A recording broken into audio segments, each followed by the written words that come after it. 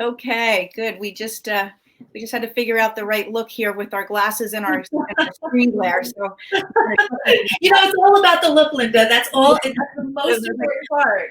it's like either I can see or they can see me, either one, but not both at the same time. Anyway, thank you for being here.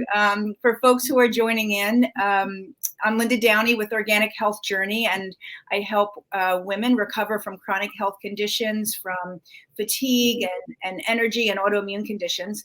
And what I notice when I'm on the phone a lot with potential clients or with clients, that stress and relationships, and divorce or not divorce, all of that is a big issue for people and causes a lot of body issues. So Donna, I'm going to let you introduce yourself, and I just realized my screen's going to shut off. I've got to get my plug. So you introduce yourself.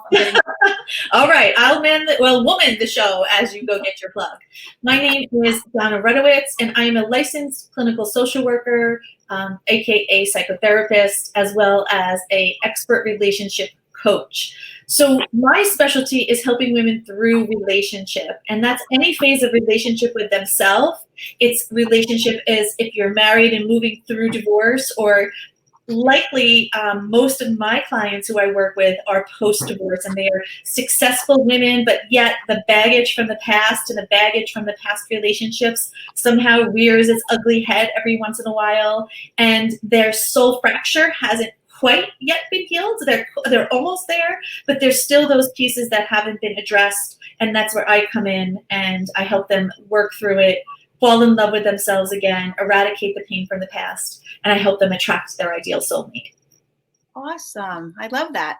Fall in love with life again and with Fall themselves. in love with life again. And in a way that is, and I love that you said that, Linda, because I don't ever believe we ever necessarily, quote, fall out of love with life, because I think that our spirit, at least this is my belief, right? Our spirit is always love. And that is my core belief, that I am filled with the spirit, and spirit is always love. It can't be anything else. However, life brings the scales of life, right? It's the challenges, it's the troubles, it's the heartbreak, it's the hurt. And what ends up happening is that that's what we end up focusing on, because how could we not, right? When you're in pain, it's like a toothache. I don't know however many teeth we have in our mouth, but I'm just going to use an arbitrary number, 50. Let's say we have 50 teeth in our mouth. Those 50 teeth, we could have one tooth that has a toothache.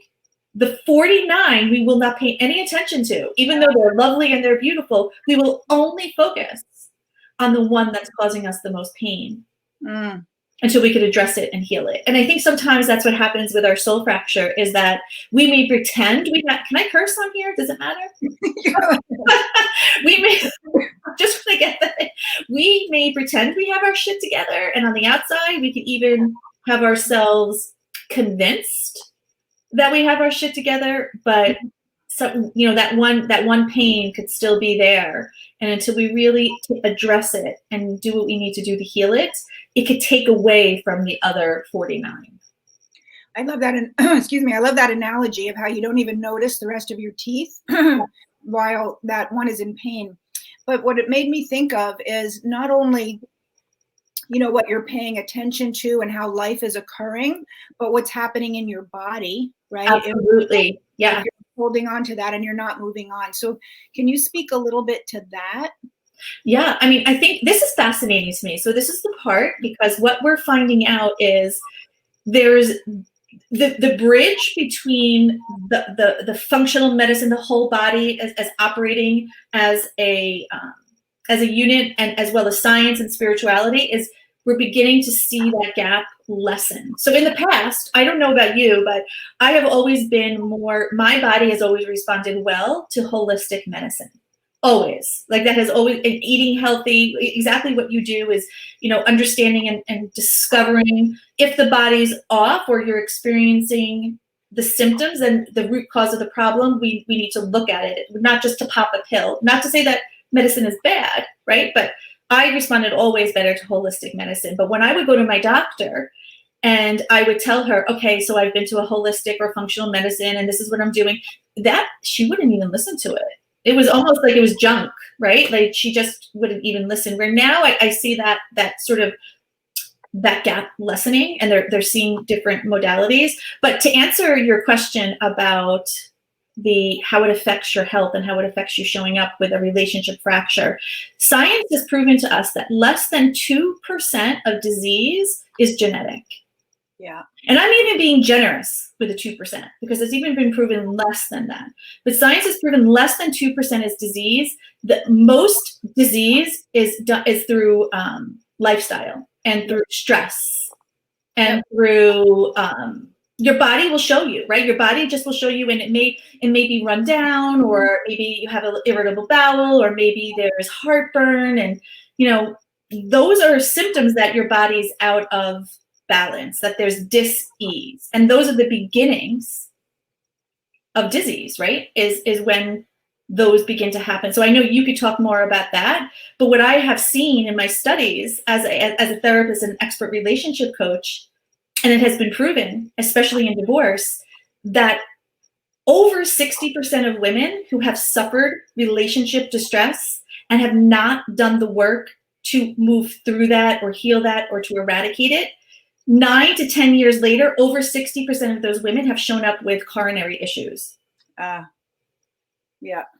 So interesting in their heart, right? Issues in their heart. Right, which is in their heart. So they show up with a coronary issue. It could be high blood pressure. It could be the beginnings of hypertension, strokes, heart attack, all of these. So it's like you said, it's interesting because that's the muscle, that's the part of our body that was hurt the most. Yeah, yep, for sure. And I was thinking too, as you were speaking, about relationships, right? So you said how our soul really is love. Life goes up differently, but our soul is love. And I believe that too. I love how you said that. And if that is the case, being in relationship and being related to others is just, it's like fertilizer for the soul, right? It's like, absolutely, it is. We are activated. I like to think of ourselves as, if you kind of think about an acorn, if fallen on a particular soil, that acorn could just fall on the soil and just do nothing. And it could just go right back to whence it came and go right back into the soil. Or if it falls on soil that's fertile, now that acorn could grow into the mighty oak tree. Right. And it could provide shade. It could provide air for our planet. It could provide homes for the creatures that we share this world with. And when activated in the right soil, it grows into the mighty oak tree. And I equate that analogy or metaphor to us as women, is that, after a divorce or after a relationship or breakup, or if we're suffering in the relationship that we're having with ourselves, we have a mighty oak tree within us, but we're on soil that is not fertile. Yeah. And the inherent relationships with other human beings and connections with people is the fertile soil that allows us to grow into this mighty oak tree. But we've been so hurt and we've been so bruised and our heart has been broken that there's this protection mode of, it's okay for me to stay alone, or I don't need other people, or I've got this covered, I can handle it. But the truth is, we don't have it covered. And the only way that we grow into the mighty oak tree is by loosening those bolts into our heart and allowing our heart to be expressive again, and to be free and to be vulnerable and to be beautiful. But remember, people have to earn the right to hear that story of yours, right? So that's what I teach the women that I work with, is that you don't have to tell your story to everybody. People need to earn the right to hear your story. But it is important to have those relationships with people, because the inherent relationships with people outside of ourselves are the salve to the wound, to the healing that we need to do. Okay. Does that make sense? It does. Yeah. You said it so much better, but that's like what I was thinking, is like relationships then are really critical. They're really critical to grow into the tree that we are potentially meant to become. And they're also critical in how they can hurt us. Right. I mean, they're just there to cause pain. And then, so you're either maybe, blocking the pain that might be coming, or, protecting yourself. And I think, again, you're the expert with relationships and with women in this, so I may be off the mark, but I'm thinking about how women so much put everybody out. Like, we're just the hub of society. We're the hub of our households. And I mean, men have great things and places that they provide and all of that, but we sort of like make the household go, which then therefore makes society go. And so we tend to, I don't know, just ignore what's going on inside, right? Just to make sure things keep going in the way that we think we're supposed to. But then there's a terrible and tremendous cost. There is. And as you're saying it, here's what came to my mind. And to be quite honest, Linda, this has never come to my mind this way before. Just in this conversation has sparked this sort of thought. And that is, so many women, I'm not saying all, and I know this may be a generalized statement, but so many women find their value and worth outside of themselves. They're jockeying for their worth, right? So if I can help someone else and make them feel good, then that makes me feel good. Then I feel worthy. Then I get validation that I'm enough. Yep, that's what I was meaning. I see that a lot. Right. Yeah. You see that, but what ends up happening is actually that formula is completely wrong. It's completely, it doesn't serve us in any way, shape, or form, because all of our power, all of our energy is going into healing someone else, where really the most important person to be healed is us. Right. And it's not to say that energy shouldn't go out to raising a family and raising people, because that's what we do. Women, we are, like you said, we are the hub of society. As women, we are naturally, if you think about it, we are creators. We are the thinkers. We as a woman, we have a womb that we're able to create life in. So that we're the givers of life to society. So there's something so important and so beautiful about that. However, if you're only focused on the outside and giving to others, but you're not giving to yourself, then you're essentially starving yourself. Yeah. And then that's where your work probably comes in, because now you probably see women, and you probably see so many women coming to you with ailments and autoimmune, issues. And a matter of fact, I think there was another study that said, the diseases such as Parkinson's and MS and dementia, they are the root cause of all of those is autoimmune. Not just one, not some, all is autoimmune. And what do we know about autoimmune? Autoimmune is caused 100% by the way we show up in the world and how we're operating. Yep. It's inflammation. It's inflammation. It's the choices we're making. Yeah. And then that's how we know that what we're doing, and I don't like to look at necessarily right or wrong, bad or good. I just like to look at what's serving us and what's not serving us. Because I believe, and this is another core belief system of mine, we're doing the best we can.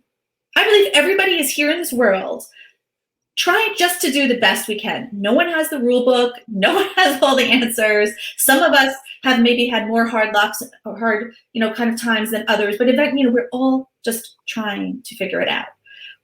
But when we're outside of ourselves, our body is going to show us. And it's going to show us, and it shows us in a way at the beginning stages of the inflammation.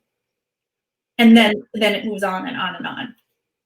Yep. I posted something just maybe earlier this week or end of last week that said, and I didn't think of this, I think it's actually like a Native American proverb that you have to, if you don't listen to the whispers, yes, you'll be forced to hear the screams, right? So the body starts to tell us. Yeah. And then we either listen, or for most people, we really wait until it's a scream before we say, I can't live like this anymore, right? Right. That's how it was for me. I really just pushed through for many, many years. So can you give people who are listening either now or in the replay, what would you say to somebody if they have a thought, I'm definitely in that place where my relationships are not working for me, and it might be, I don't want to end the relationship, or it might be, I can see that I need to end this. Like, what do we do with that? I think it's a great question. And I'm going to be honest with you. I don't know if there's one perfect answer for that. Okay. However, what I do see and what I do recommend and what I do work with, my clients and the people, my tribe, is in every challenge, there's the opportunity. We may not see it at that moment, right? We may not even want that challenge, and we may have absolutely no reasoning or bargaining power to figure out why we're experiencing it. But what I find is that when we resist our reality, great stress occurs. So you could say, I don't want to be this miserable anymore. I don't want to be this miserable anymore. Okay, great. You don't want to be that miserable, but that's your reality. You're miserable right now. So the moment that you could just align with your reality and come to agreement. Now, when I say agreement, it doesn't mean you have to condone it. It doesn't mean you have to like it. It doesn't mean you have to allow it to continue to happen. And it doesn't mean you have to stay that way forever.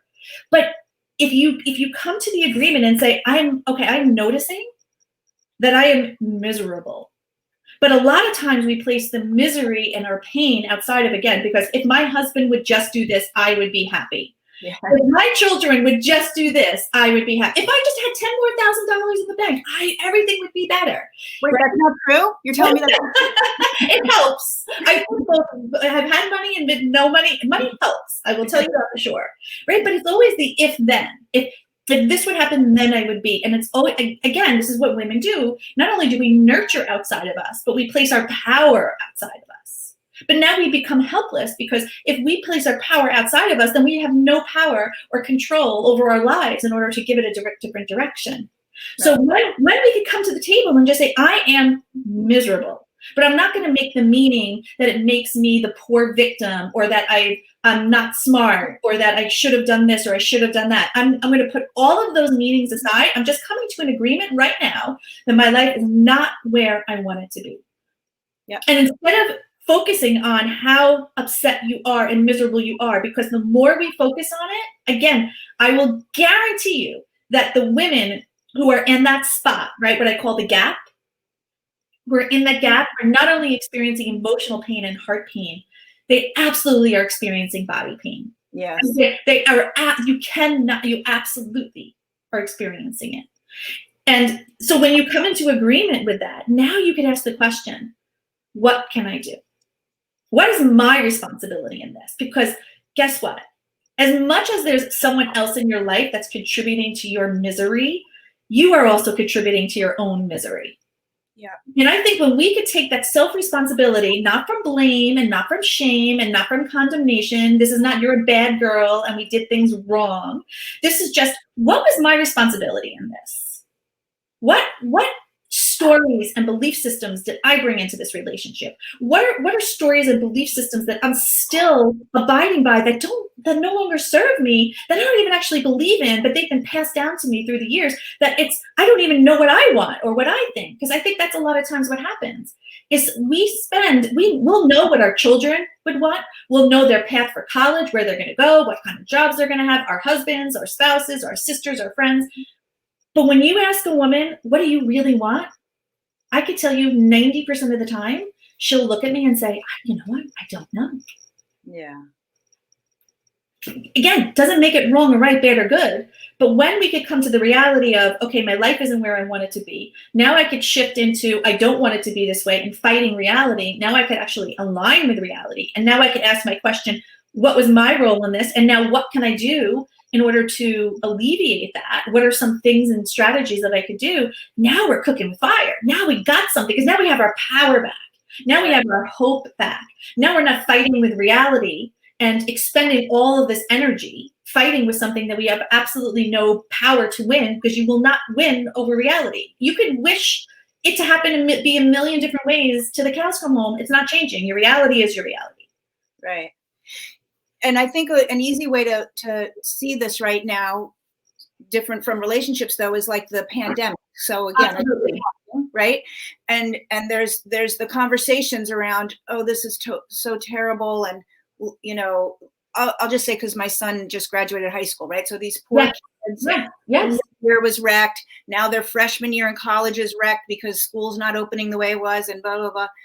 And that's reality, right? It's not the way. Absolutely. We're not minimizing the reality. It's reality. Right. The conversation that I've had with my son is, I get it. And you can either choose to be woe is me and this really stinks, or you can say, what am I getting this year that other kids my age have never gotten? Resilience, the ability to shift and make other decisions. Like, it's all in how you frame it, right? 1,000%, Linda. It's the conversation. And that's what I would encourage everybody who's listening to this is, what is the conversation you're having with yourself? Yes. Are we looking at how this is so bad and so wrong and everything that we've lost? Or are we looking at it as what's the gift here? What is it that I'm missing? What is it that I could see? What could be really great about this moment right now? Right. Because there is. Both are true. So both are true. Yes. Yeah.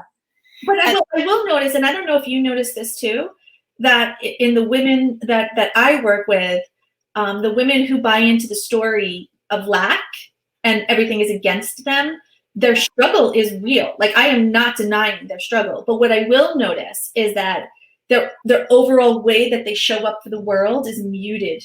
It's harder, that there's a lot more challenge and there's a lot more battle, versus the person who has the conversation of how can I look at this differently? Because I do believe that there's a certain level of flow, and there's either resistance or flow. Yeah. I don't know if you believe the same thing or if you see it, but Yeah, I absolutely do. And, yes. And so I'm just relating it back to who I work with, like you're relating it back to, because I could see this in my own life. I could actually see, so I'm going to use my own life instead of relating it back to my clients. So, 55 years old, 30 years of really like wanting to be healthy, having a master's in fitness and wanting to be that health professional.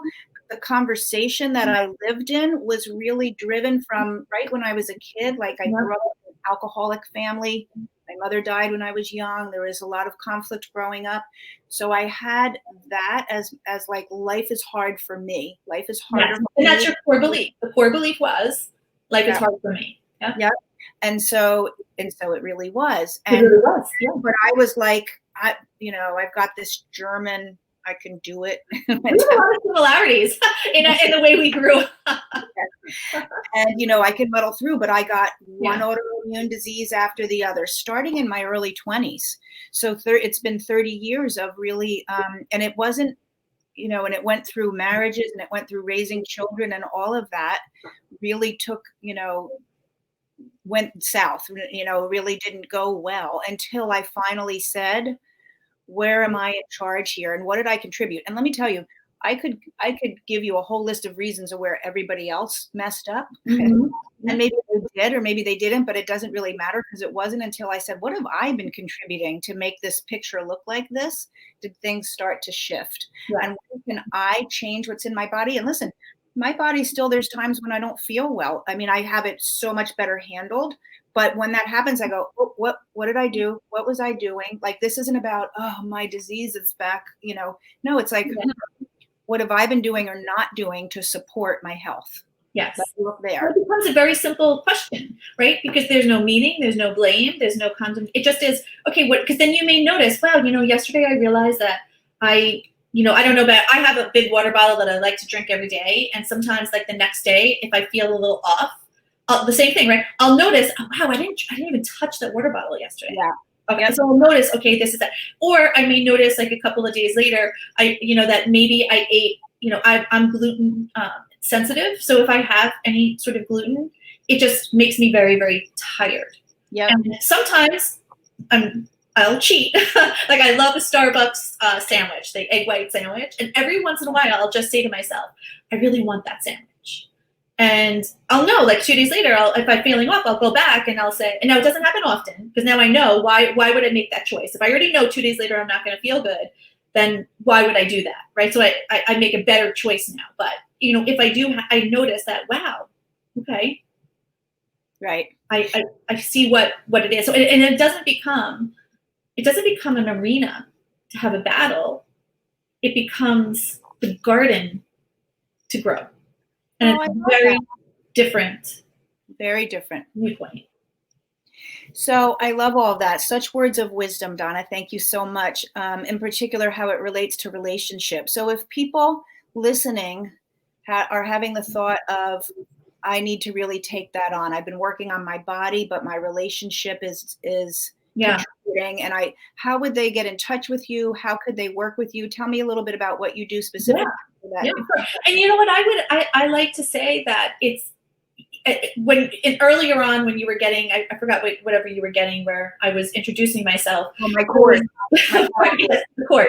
I was saying that it's anybody who is there's distress in the relationship, and it could be even with self, right? There could be there's dichotomy between what you know you are capable of achieving, and what is actually presenting to you in reality and in the universe. If there's a gap there, then I help you sort of go over that gap, and especially with relationship, if there's a struggle in the marriage, or even if you're post-divorce or going through divorce, it's kind of my wheelhouse. The way that people would get in touch with me is they could go to my website, which is DonnaRudowitz.com. Here, I think you'll put it in the chat, or you'll put it down so people could see it. Because I do spell my name with one N, and I know Rudowitz isn't the easiest name to write, but www.DonnaRudowitz.com.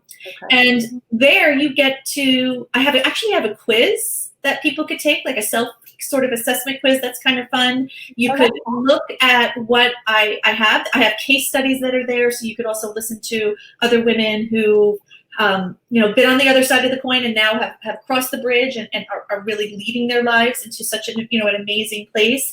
And then if this is something that you're interested in, there's a place you could book a breakthrough call with me, and I hop on the phone with you for 45 minutes. It's 100% free of charge, and we just strategize your life. We see where you are now, where you want to be tomorrow, and if I can help you, I will absolutely let you know. And if I feel there's better resources, I will tell you those resources.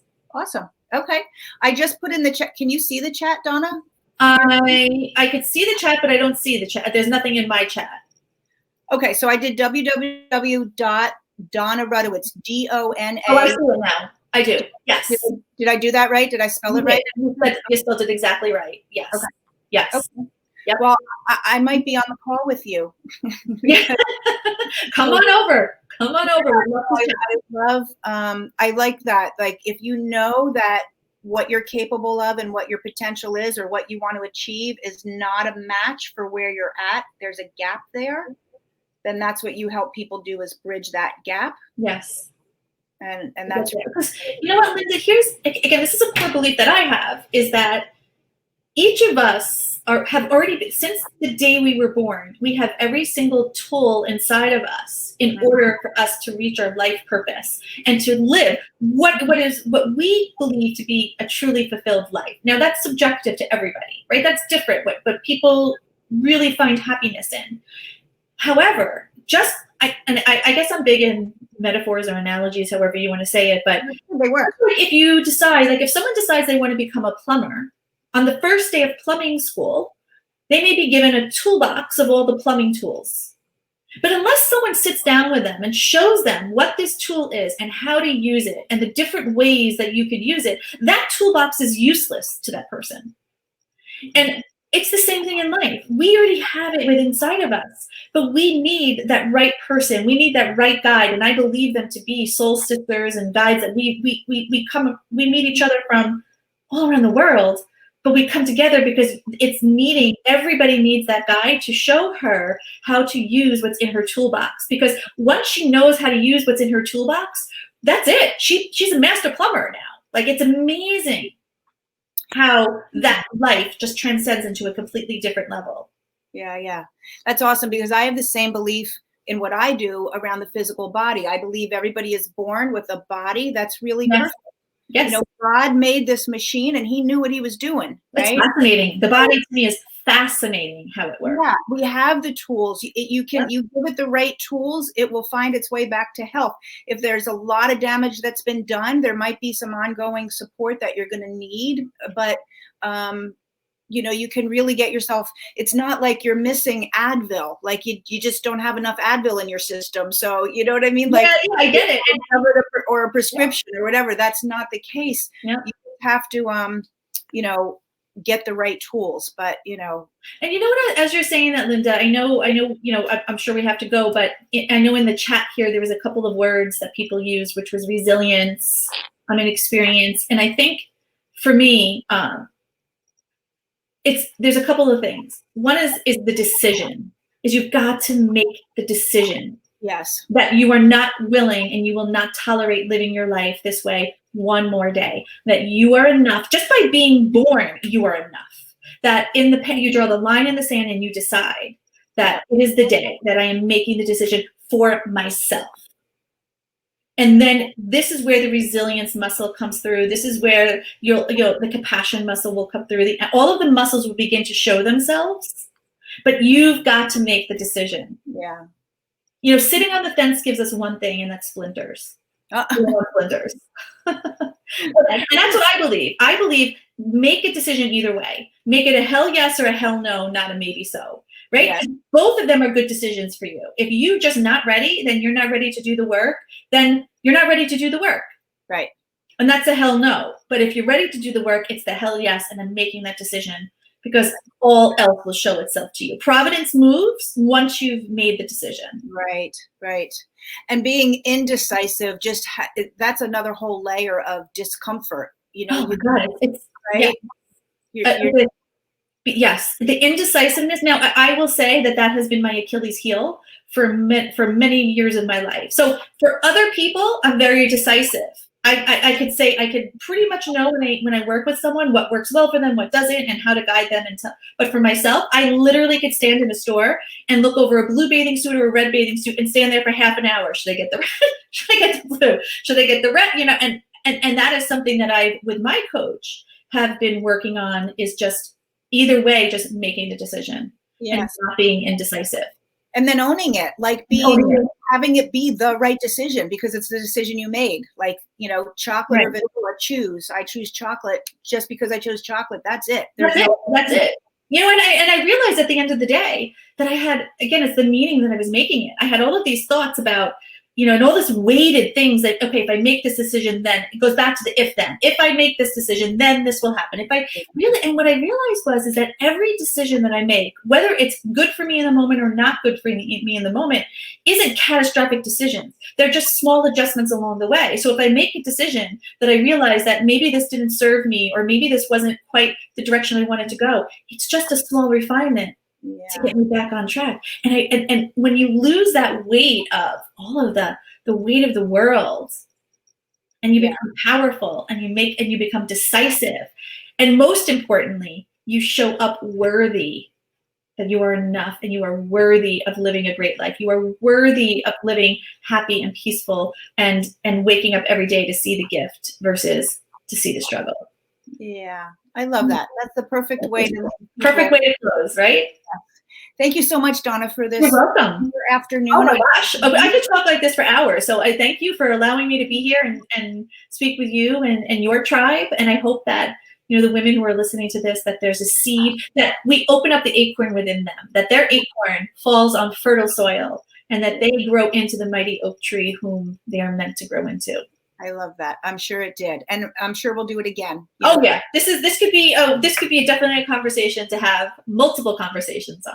Okay. Awesome. Well, thank you so much. Have a great day, Donna. Yes, you guys too. See you later. Bye.